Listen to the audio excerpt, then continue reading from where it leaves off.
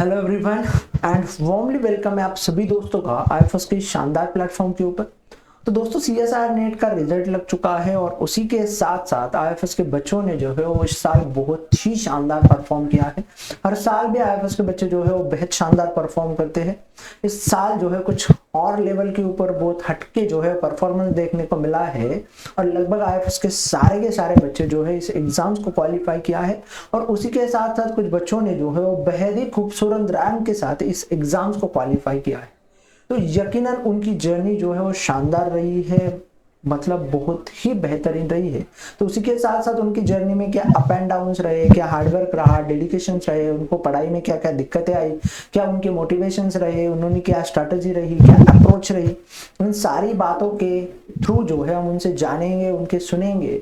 और मुझे पूरा यकीन है कि जो भी नए एस्पिरेंट्स इस एग्जाम्स के लिए प्रिपेयर करना चाह रहे हैं उनको जो है बहुत हेल्प होगी इस जर्नी से। तो ऐसे ही एक कैंडिडेट से आज हम मिलने वाले हैं, तो जानते हैं उनसे ही उनकी जर्नी को। तो हेलो दोस्त। हेलो। हेलो। हाँ, तो थोड़ा अपने बारे में हमें इंट्रोड्यूस कीजिए। मेरा नाम आयशा कुमारी है और मेरा बैचलर्स और मास्टर्स दोनों ही टीएमबी यूनिवर्सिटी भागलपुर से हुआ है और दोनों में ही मेरा रैंक जो है सेकंड था।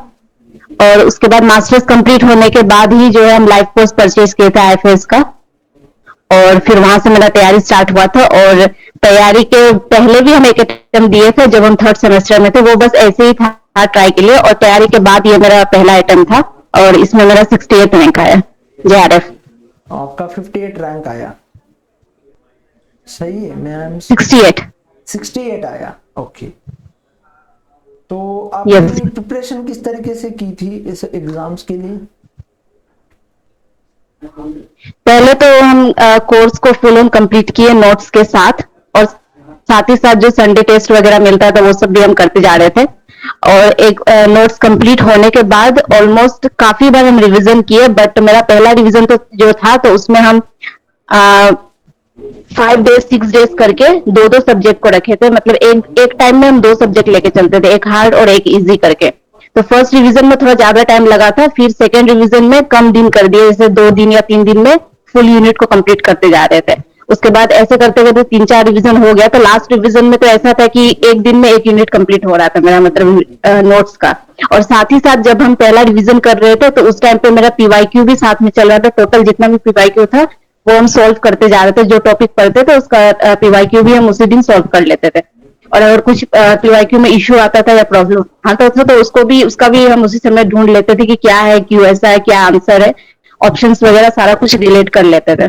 और ऐसे ही चलते रहा। फिर एग्जाम के पहले जितना भी यूट्यूब में अंतिम वार, महाकुंभ, ये सब सेशन चल रहा था वो सारा हम उसी दिन अटेंड करते थे, क्योंकि उससे भी बहुत सारा हेल्प मिलता था। प्लस एक तरीके का वो स्ट्रेस रिलीज भी होता था कि सर लोग के साथ में पढ़ने में एक मजा भी आता था और साथ में रिवीजन भी आराम से होते जा रहा था और एक तरीके का वो फास्ट रिवीजन हो रहा था। तो वो भी कंटिन्यू मेरा था यूट्यूब के साथ कनेक्टेड और इसी तरीके से रिवीजन होते गया, क्वेश्चन प्रैक्टिस होते गया और हो गया एग्जाम मेरा। ओके। तो अब सीएसआर नेट की सिलेबस की बात करें हम आयशा जी, तो बहुत वास्ट सिलेबस हमें देखने को मिलता है। इतना 12-13 यूनिट है, उसमें भी सब टॉपिक बाकी सारी बातें हैं। तो इतने ओवरऑल एग्जाम्स के लिए आपकी प्रिपरेशन स्ट्रैटेजी क्या रही? मेरा बस एक ही स्ट्रेटेजी था कि जितना भी पढ़ रहे उसका रिवीजन अच्छा होना चाहिए, क्योंकि ऐसा होता है कि पढ़ने के बाद अगर छूट जाता है, कुछ दिन के लिए भी छूट जाता है, तो वो सारा ब्रेन से निकल जाता है, फिर वो मेहनत मेरा बेकार होते जा रहा था।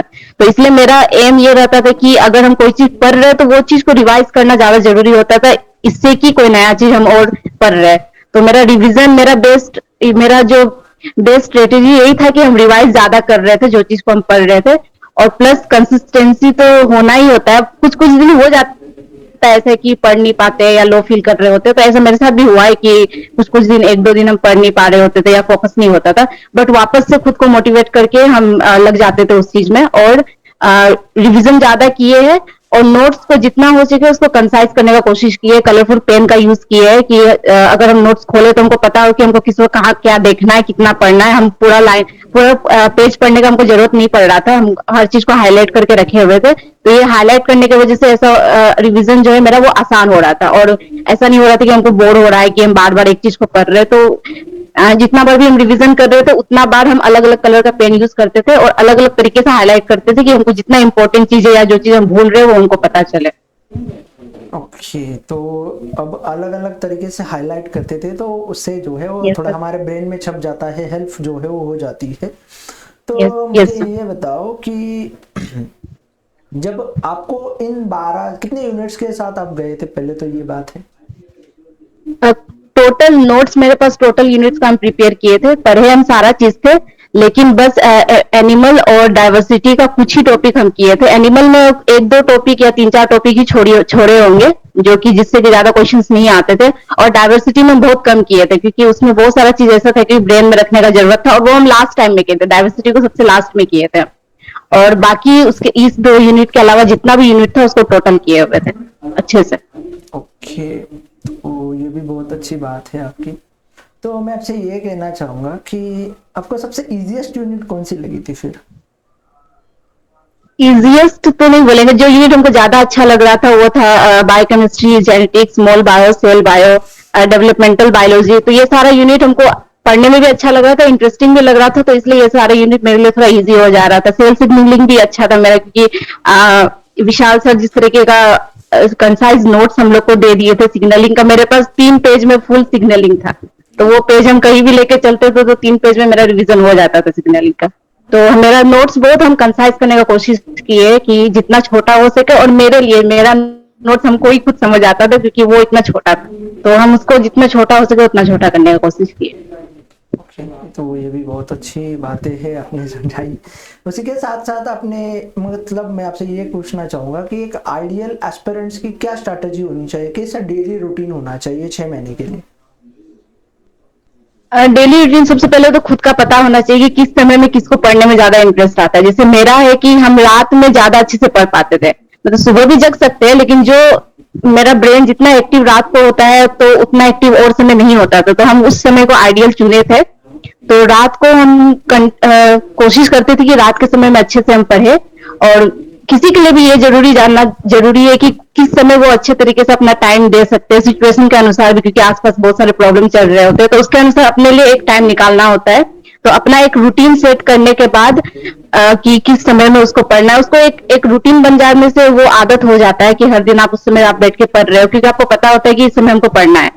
और दूसरा चीज सबसे इंपॉर्टेंट ये है कि एक टारगेट होना जरूरी है। जैसे मेरा ये था कि हम एक रफ मंथ का टारगेट बना लेते थे कि इस मंथ में हमको किस किस दिन में कितना कितना टॉपिक कवर करना है। वो पूरा नहीं होता था हर बार, बीच बीच में हमको फिर से चेंज करना पड़ता था, लेकिन हम एक बना के रखते थे, क्योंकि इससे मेरा ये रहता था कि हमको पता होता था कि हम कितना पढ़ रहे हैं और कितना पढ़ना बाकी है। तो एक रफ रूटीन या एक कैलेंडर जैसा डायरी मिलता है, तो उसमें एक रफ रूटीन बना ले कि कितना दिन में किस यूनिट को हम कवर कर रहे हैं, क्या रिवीजन कर रहे हैं और कितना रिवीजन बाकी है, और किस दिन हमको टेस्ट सीरीज लगाना है या मॉक टेस्ट लगाना है, उसका भी उसमें लिख ले, तो हमको पता होता है कि हम इतना इतना कर रहे हैं, तो ज्यादा स्ट्रेस लेने का जरूरत नहीं पड़ता है। तो मेरा ये था कि हर मंथ का मेरा एक रूटीन हो जाता था, स्टार्टिंग में हम बना लेते थे, वो बाद में चेंज होता था नहीं, क्योंकि कई बार ऐसा होता था कि 2-3 दिन पढ़ाई नहीं हो रहा है या कुछ हो गया तो बीच में मिस हो जाता था, तो फिर वापस से हम इरेज करके उसको नया रूटीन बना लेते थे। तो एक टारगेट सेट होना जरूरी है, दूसरा डिसिप्लिन जरूरी है, प्लस कंसिस्टेंसी। और जो हम पढ़ रहे हैं ये चीज बस ध्यान में रखना है कि जो पढ़ रहे हैं उसको बस रिवाइज करना जरूरी है, उसको छोड़ना नहीं है कि उसको छोड़ के आगे का पढ़ने लग गए और पीछे वाले को छोड़ दिया। तो रिविजन सबसे ज्यादा इंपॉर्टेंट है। ओके, तो रिवीजन सबसे इम्पोर्टेंट और सबसे बेस्ट चीज आपको देखने को मिल जाती है। तो Yes. मुझे ये बताइए थोड़ा कि जैसे हम पढ़ने लगते हैं तो कुछ समय बाद हमें थोड़ा डाउन सा लगने लगता है, अप एंड डाउन सा लगने लगता है, थोड़ा मतलब फीलिंग जो है वो नॉट गुड आने लगती है। तो ऐसे कंडीशन से आपने कैसे ओवरकम किया था। ऐसे कंडीशन आया है मेरे साथ, कई कई बार तो ऐसा होता था कि हम बस बैठ के रो रहे हैं, हमको पता ही नहीं हम क्यों रो रहे हैं। तो ऐसा सबके साथ होता है, बट जरूरी ये है कि ठीक है, 1 दिन 2 दिन अगर मन नहीं लग रहा है तो आप वो चीज करिए जिसमें आपको मन लगता है, आपका जो भी हॉबी है या आपको करना पसंद है, तो वो चीज आप कीजिए। 2 दिन के लिए थोड़ा सा रिलैक्स लेना भी जरूरी है कभी कभी, लेकिन फिर से वापस आप मोटिवेट होइए। जैसे मेरा मोटिवेशन का ये होता था कि कोई भी चीज, जैसे कोई हमको कुछ बोल दे तो उस चीज को हम एज ए मोटिवेशन ले लेते थे, कोई नेगेटिव भी बोले या पॉजिटिव भी बोले तो उसको हम दिमाग में रखते थे, तो वो चीजें हमको मोटिवेट करती थी। या फिर कभी ऐसा होता था कि कुछ समझ नहीं आ रहा, किसी से बात करने के लिए नहीं है, तो कोई मोटिवेशन का वीडियो या फिर किसी का इंटरव्यू वीडियोस या कुछ भी देख लेते थे, तो जब स्टूडेंट को देखते थे बोलते हुए जो क्वालिफाई ऑलरेडी कर चुका है, तो एक वो आ जाता था कि ठीक है, ये अगर कर सकता है तो हम भी कर सकते हैं। और जो जो जर्नी स्टार्ट किए, किस लिए स्टार्ट किए, वो खुद को याद दिलाते थे कि ये चीज हमको अचीव करना है, और अगर इतना दूर तक आ चुके हैं तो आगे भी कर सकते हैं, तो हार मानने का जरूरत नहीं है। तो खुद से खुद को मोटिवेट करना ज्यादा जरूरी है, क्योंकि दूसरा आदमी अगर मोटिवेट करे तो वो मोटिवेशन खत्म हो जाता है। और एक एम, जो गोल जो हम मन में लेके चल रहे हैं, उसको बस याद रखना जरूरी है। और जैसे वॉलपेपर या फोन का या कुछ भी ऐसा रख लो जिसको देख के बार बार याद आए कि अच्छा हमको ये करना है, तो खुद से मोटिवेशन आ जाता है। ओके, तो ऐसे 3 चीजें बताइए, 3 मूल मंत्र बताइए जिससे नए एस्पिरेंट्स को जो है बहुत बेनिफिट मिलने को मिले, उसी के साथ साथ जो एग्जाम है उसको क्वालिफाई कर सके। सबसे पहला चीज तो कंसिस्टेंसी ही है, क्योंकि पढ़ाई सब स्टार्ट करता है लेकिन उस चीज के साथ कंसिस्टेंट नहीं रह पाता है, और ये चीज बहुत ज्यादा मैटर करता है, क्योंकि हमको पता है कि अगर बीच में अगर छूट जाता है ना, तो वापस से स्क्वायर वन से स्टार्ट करना होता है, और वो चीज ज्यादा टफ होता है। तो इसलिए अगर कोई कंसिस्टेंट रहे तो वो जो एनर्जी शुरू में लगा हुआ है वो एनर्जी वेस्ट नहीं जाता है। अगर बीच में गैप हो गया तो फिर से आपको जीरो से स्टार्ट करना होगा। तो कंसिस्टेंसी बहुत ज्यादा जरूरी है, एक डिसिप्लिन होना चाहिए, खुद के साथ आपको खुद ही स्ट्रिक्ट रहना पड़ेगा। बाहर वाला क्या बोल रहा है, कहाँ क्या प्रॉब्लम चल रहा है, सबके लाइफ में चल रहा है, अगर यही चीज सोचते रह गए कि ये बोल रहा है, वो बोल रहा है, तो नहीं हो सकेगा। सबके लाइफ में कुछ ना कुछ प्रॉब्लम चल रहा है, और ये एक्सपेक्टेशन रखना कि दूसरा आदमी मेरा प्रॉब्लम समझे, नहीं समझेगा, सबका लाइफ में अपना अपना प्रॉब्लम है।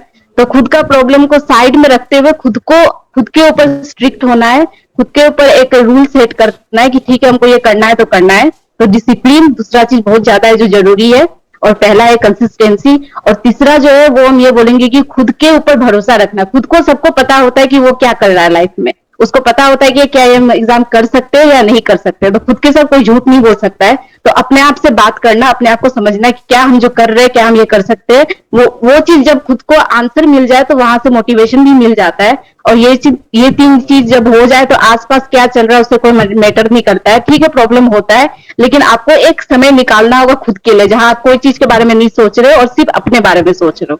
तो कभी कभी जिंदगी में सेल्फिश भी होना पड़ता है अपने लिए। तो ये 3 चीज को ध्यान में रखते हुए, प्रॉब्लम आएगा, सबके लाइफ में आता है, बट ये 3 चीज को रखे और मेहनत करे तो मेहनत कभी जाया नहीं जाता है, उसका फल मिलेगा। Okay. Thank you so much for sharing your journey, your knowledge, your experience, and all things with us. Thank you and thank you once again. मुझे Yes, sir, पूरा thank you so यकीन much. है, पूरा भरोसा है कि जो भी नए एस्पिरेंट्स आपकी बातें समझेंगे, सुनेंगे और उनको फॉलो करेंगे तो पक्का जो है वो अपनी लाइफ में भी सक्सेसफुल हो जाएंगे। उसी के साथ साथ आपको भी बहुत सारी शुभकामनाएं आपकी आने वाली जर्नी के लिए। तो thank you and thank you once again. Thank you sir. Thank you sir.